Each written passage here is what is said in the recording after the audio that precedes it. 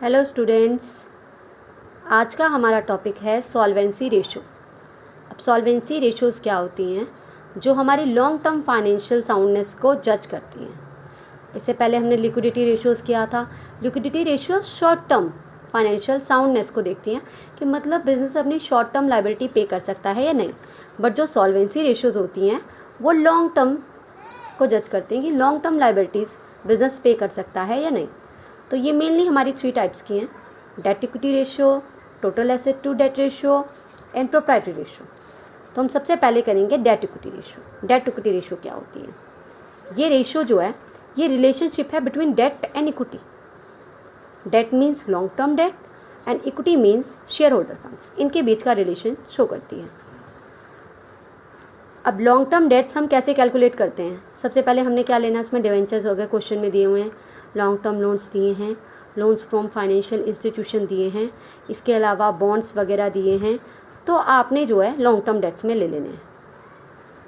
Share holder funds में क्या क्या लेंगे हम? इक्विटी शेयर कैपिटल लेंगे, प्रेफरेंस शेयर कैपिटल लेंगे, रिजर्व एंड सरप्लस लेंगे। और अगर क्वेश्चन में फिक्टिशियस एसेट्स हैं जैसे कि प्रीलिमिनरी एक्सपेंसेस है, डिस्काउंट राइट ऑफ है, ये सारी चीज़ें हैं तो हम माइनस कर देंगे। तो इस तरह हमारे शेयर होल्डर फंड्स आ जाएंगे। तो डेट इक्विटी रेशो किसके इक्वल होती है? Long term date upon share holder funds. Mainly आपने बिजनेस स्टडी में भी पढ़ा होगा कि डेट ज़्यादा यूज होता है तो सही माना जाता है, डेट को चीपर माना जाता है then share holder funds, because उसमें कोई कंट्रोल लॉस नहीं होता, ये सारी चीज़ें नहीं होती, तो उसे सही माना जाता है। अब इससे रिलेटेड एक सम करेंगे हम। हमें डेट इक्विटी रेशो कैलकुलेट करनी है। हमें सबसे पहले इक्विटी शेयर कैपिटल दे रखी है 10 लाख की, प्रेफरेंस शेयर कैपिटल दे रखी है 2 लाख की, सिक्योरिटी प्रीमियम रिजर्व दे रखा है 50,000, रिजर्व एंड सरप्लस दे रखा है 4 लाख, लोन फ्रॉम SBI दे रखा है 2 लाख एंड मिसलेनियस एक्सपेंडिचर दे रखे हैं 50,000। ये 28 सम है हमारी बुक का, तो ये आपने करना है। तो अब सबसे पहले आप क्या करोगे, आप निकालोगे long term dates. Long term dates के लिए आप किसको किसको ऐड करोगे? यहाँ पे ओनली एक ही चीज़ दी हुई है, वो है लोन फ्रॉम SBI। ये आपका लॉन्ग टर्म डेट है, तो आप इसको कैलकुलेट करोगे। और जब आपको निकालना होगा शेयर होल्डर फंड्स, उसके लिए आप क्या क्या करोगे? Equity share capital, preference share capital, security premium reserve, reserve and surplus, and आप उसमें से माइनस कर दोगे मिसलेनियस एक्सपेंडिचर को। तो इस तरह से हम दोनों चीज़ें कैलकुलेट करेंगे। मतलब आपने मेनली याद रखना है शेयर होल्डर फंड्स के लिए, जैसे आपने बैलेंस शीट के भी सम किए होंगे, हम जो है शेयर होल्डर फंड्स और रिजर्व एंड सरप्लस का जो पॉइंट है वहाँ पे share capital and reserve and surplus का, उसको एडअप करके आता है। अब आप ये कैलकुलेट करोगे। सबसे पहले आपने लॉन्ग टर्म डेट्स निकाले। लॉन्ग टर्म डेट्स कैसे? लोन फ्रॉम SBI आपका आ गया। उसके बाद शेयर होल्डर फंड्स के लिए इन सब चीज़ों को आपने ऐड किया। आपने माइनस किया मिसलेनियस एक्सपेंस, बिकॉज ये क्या है, फिक्टिशियस एसेट है आपका। तो 50,000 ये माइनस किया तो हमारा शेयर होल्डर फंड्स आ गया, हमारा 16 लाख आ गया। अब डेट इक्विटी रेशो किसके इक्वल है? Long term date upon share holder funds. Long term date हो गया आपके 20 लाख और शेयर होल्डर फंड्स हो गया आपके 16 लाख। मतलब आपकी डेट इक्विटी रेशो कितनी आ गई है? 5:4। इसी तरह हम एक और नेक्स्ट सम कर लेते हैं इससे रिलेटेड। इसमें भी आपको डेट इक्विटी रेशो निकालनी है। आपको इसमें टोटल एसेट्स दिए हुए हैं 20 लाख, टोटल डेट्स दिए हैं 12 लाख एंड करंट लाइबिलिटीज़ आपको दी हैं 7 लाख। ये चीज़ें आपको दे रखी हैं। अब आपको पता है कि डेट इक्विटी का फॉर्मूला क्या है? Long term date upon share holder funds. इस तरह से हम निकालते हैं। तो अब लॉन्ग टर्म डेट आप कैसे निकालोगे? आपके पास यहाँ क्वेश्चन में टोटल डेट्स दिए हुए हैं। टोटल डेट्स में लॉन्ग टर्म भी शॉर्ट टर्म भी दोनों का टोटल, और आपके पास करंट लाइबिलिटीज़ भी दी हुई हैं, मतलब जो शॉर्ट टर्म होती हैं।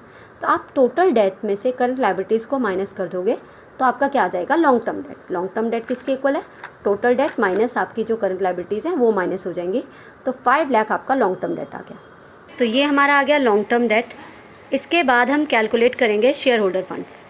तो शेयर होल्डर फंड्स हमारे देखिए, शेयर होल्डर फंड्स किसके इक्वल हैं?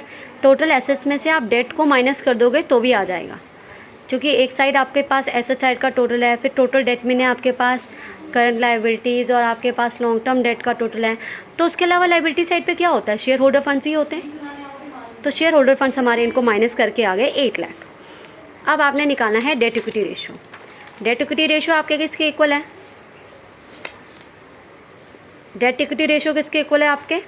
Long term date upon share holder funds. Long term date आपके हैं 5 लाख, शेयर होल्डर फंड्स हैं 8 लाख। तो आपकी रेशो आ गई 0.625:1। इसी तरह आप निकालोगे total asset. To debt ratio, ये हमारा सेकंड पार्ट है सॉल्वेंसी रेशियोज़ का। Total asset to debt ratio क्या करता है, ये रिलेशनशिप बताता है टोटल एसेट्स का किसके साथ, लॉन्ग टर्म फंड्स के साथ। डेट का मतलब किससे है, लॉन्ग टर्म फंड से है। तो ये बताएगा मतलब हम कैसे लॉन्ग टर्म फंड्स को पे कर सकते हैं टोटल एसेट्स का यूज़ करके, ये बताता है।